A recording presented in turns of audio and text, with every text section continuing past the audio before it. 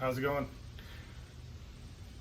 Made a post the other day about my coaching stuff in the garage, and I got a couple questions about it. So I figured I would take some time to show you a few of the things that I use on a daily or weekly basis, and just tell you about what I do. First thing I'll go through and show you is my coaching bag. It's the thing I carry every single practice. Some of the things I carry in there every single time I go to a session. Some things rotate in and out off the shelf, as you can see, but this bag is solid. It has good weather and waterproofing on it, lots of pockets, and I really enjoy using it.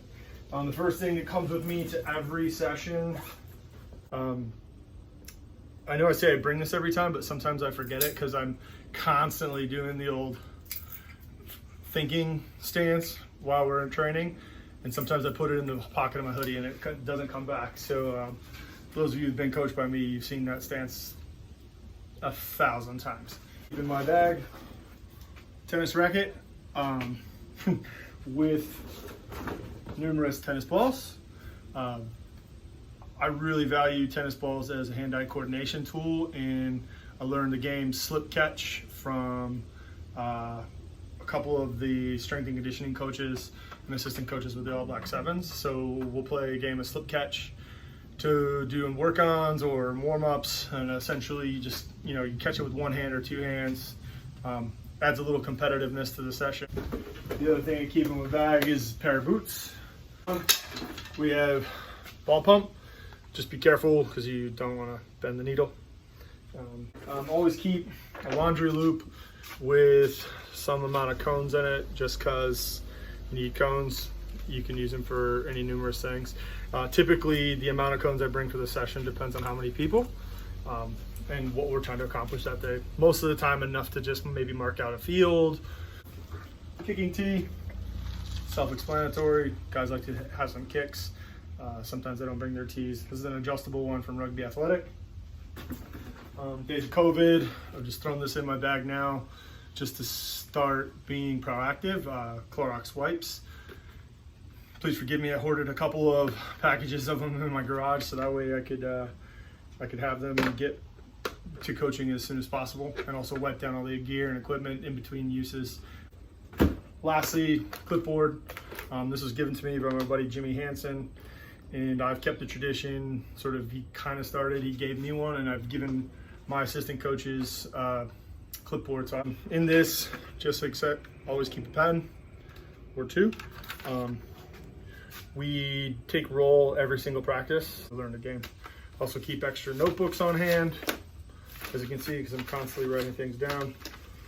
Dry erase marker. I will cover that in a little bit. Other things I've put in there is sunscreen, bug repellent here in Minnesota. But that's my coaching bag, and then now I'll take you on to some of the things on the shelf. Obviously, balls are the first thing that comes to mind. We have several different, I use a lot of different sizes of balls and types of balls. Mini basketball, volleyball, I've used those in the past. Right now, currently, we use Rugby Athletic balls. I also use the Rugby Athletic big ball from time to time. It's pretty versatile in terms of what you can do with it, and it adds a little bit of a different dimension to training. Specifically, we use it for low tackle focus when they carry and try to tag around the legs, because guy with the big ball is really hard to tackle.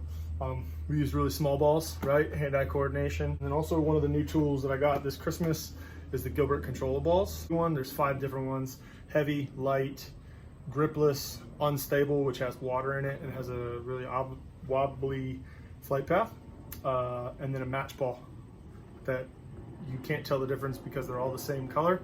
The only way to know is by the writing on there. This created a little bit of fun with the guys because they had no idea which balls they were when they would come in the games. I would just throw them in. I also keep a lot of the other little different balls here. Small ball, Nerf football, the old San Diego Young Aztec guys will remember this one. And everybody's favorite, more tennis balls. The other thing in terms of balls I have on the shelf, you can see you have several med balls here. This summer I've been testing out a lot of defensive work and tackle technique sort of stuff, technique around the breakdown. One of the coaches that I follow online, Omar, and I do not want to butcher his last name. He's the new defense coach of the Bristol Bears, but he's done a lot of stuff with jackal endurance and poaching endurance and in the contact situation, and he uses a lot of med balls. I've also noticed they're pretty good with acting as sort of a hit shield, almost like, where a player carries it really tight, like below the chest level, and you got to really get your upper pec and shoulder into that to drive them back. I went with 6-pound balls and the Amazon basic ones just because cost is a factor in coaching, and I want to keep the cost down for myself as a coach, even though I do consider it an investment for my teams. I like these mini cones. Whoa, excuse me, mini cones. Got these from Skills, and Quick Goal is the green kind. Tackle suits up here. Started taking into consideration the soft tissue damage of the players. I put these in my tool bag. I got them on sale through World Rugby Shop the Black Friday, the day after Thanksgiving. I think it was like 30% off. What else do I have? Oh, down here, you can see I have hit shields. Oh, hit shields down here. Resistance bands, lots of work in the tackle area or speed or change of directions drills. The other things we have in our garage here, Amazon's post pads. The Whisperer and I are both heavily involved in rugby, and she's the president of the Twin Cities Amazons. Similar to the tackle suits, been thinking about reducing soft tissue damage and during tackle training. So I'm thinking of putting them 1, 2, 3, 4 on the ground and banding them together and acting like a sort of a cheap version of a crash pad that people can use. So tackle a player into it and they land on that as opposed to the hard ground. I always have dry erase boards. I have 2 here, one of my old one and this new one that I got. And in the bag, I also keep an easel. That's the other thing. I didn't have it in now, but I also have a portable easel that folds up. You can put up schedules. You can put up team lists. Like say we're doing a scrimmaging day and I put up 3 different teams, or team A, team B, or gold, maroon, whatever. Tackle bag, I have a big one that I've had for a long time. Use that for all the tackling purposes. One that I've gotten lately is this small low height tackle bag from Rugby Imports. Took a while to find that, but is a very good training tool. As you can see, it's only about 32 to 33 inches off the ground, and it forces the tackler to get in a really low position. I have battle ropes for my own personal fitness, and then I've also always wanted to do tug of war at training, so this is going to be a thing in the future. And this is a $5 tripod from Goodwill attached to the top of a painter's pole, and if you can see, you just click the button and it extends out. I don't want to go too tall, but it goes up to I think 15, 20 feet maybe. We taped all of our sevens games in the dome last spring. I use Rugby Athletic ball bags. These are really durable. They just came out with these in the last year. They last a wee bit longer than the Gilbert ones that I had before, so I'm really happy with those. Lots of bibs, if you want to go A or B team.